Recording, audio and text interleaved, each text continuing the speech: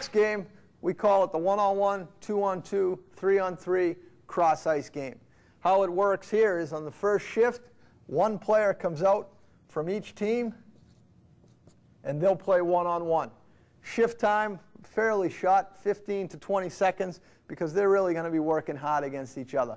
On the next whistle now, these two players have got to come off and they're replaced with a 2-on-2. You will probably want to add the rule that they've got to get back behind the coach before the next two players can go.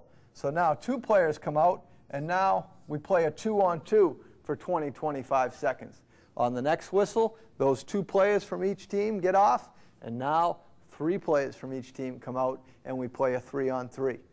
The next whistle goes back to a 1-on-1.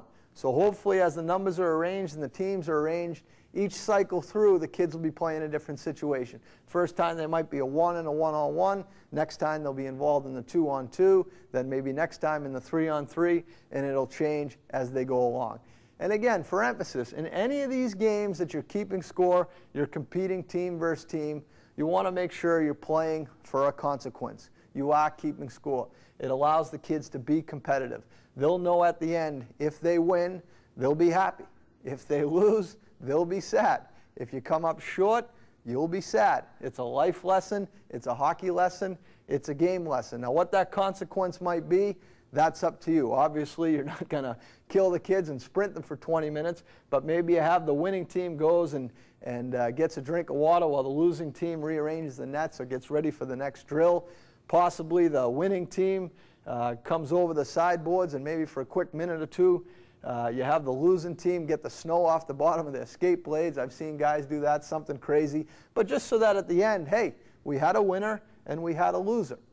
As well, you want to make sure that you're really monitoring what's going on out there as far as sportsmanship and discipline and the playing rules that you've implemented. The players must follow the rules. Just like in your game on the weekend, you've got to watch out for, obviously, the slashing, the tripping, the hooking, and those types of things, as well as the mouth and respect and all of those things that are going on. These games can be invaluable for setting up those situations to allow you to coach, to allow you to teach, to allow you to get those values across to your players. Now, if there is an infraction, what we like to do is just quickly have everybody step to the side, place a puck about 20-25 feet out from the goaltender of the offending team, and the team that's been given this puck, they get a free shot from here. If it goes in, it counts for their score. If the goalie makes the save, then everybody gets back in, you play the rebound, and the game resumes.